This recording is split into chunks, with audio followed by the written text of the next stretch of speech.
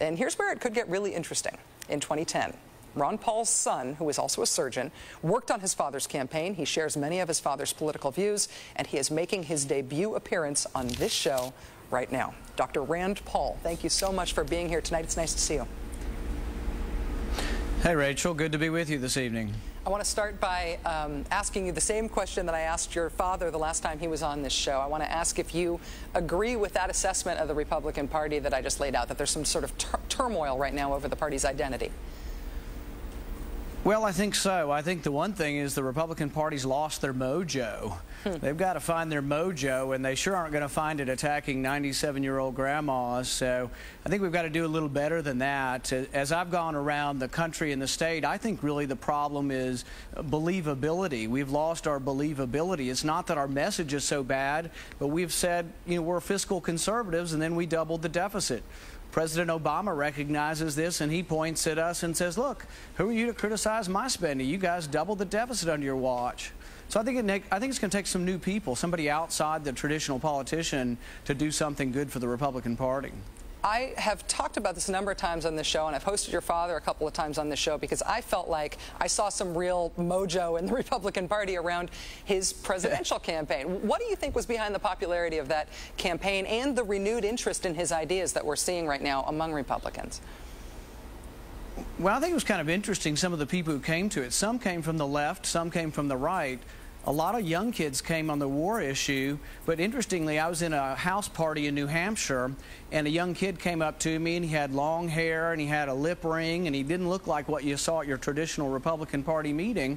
And he said, you know, I came to believe in what your dad was doing because of the war issue, but he said, you know what I'm most concerned about? And this was a 19-year-old kid. He says, I'm most concerned about the devaluation of the dollar. And I just laughed because people come from all walks of life. My dad always says liberty or freedom brings people together, and I think it does. And I think young people like consistency too.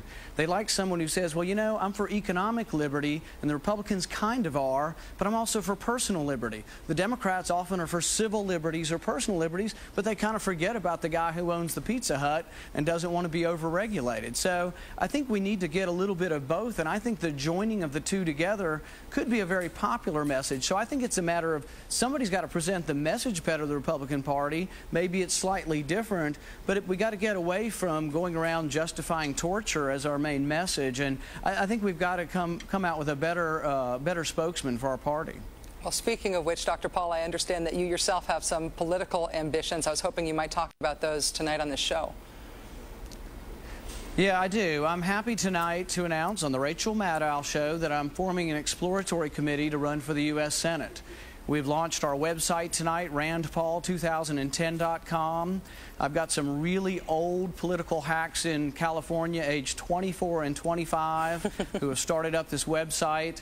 You know how they say if you're over 30, you're way old in the computer business. So we've got some mature 24 and 25-year-olds putting this website together for us.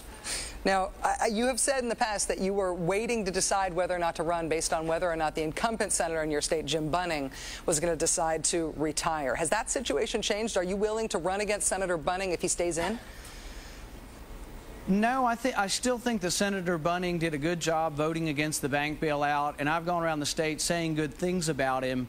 I think the problem is that every time a reporter asks Jim Bunning, are you running, their follow-up question is, Jim, are you really running? He's done some unusual things in the sense that he's encouraged another candidate to get in the race and start raising money other than myself, as long as they sort of promise they won't run if he keeps running. But that does more to engender doubt about whether he stays in it. And what I hate to see is a politician who might go all the way up to the deadline and pull their papers out an hour before, and then you have one candidate and there's no real primary. And I think the Republican Party is shrinking. As I traveled around the country, I said to people, the real message or the real news story here is not who's winning the Republican primaries, but how small the primary is becoming.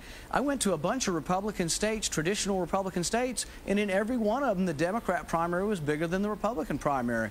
There's something bad going on, and we need to change it, or we won't be a party anymore. Dr. Rand Paul, thank you so much for joining us tonight, and good luck to you. Hope to have you back on the show soon. Thank you, Rachel.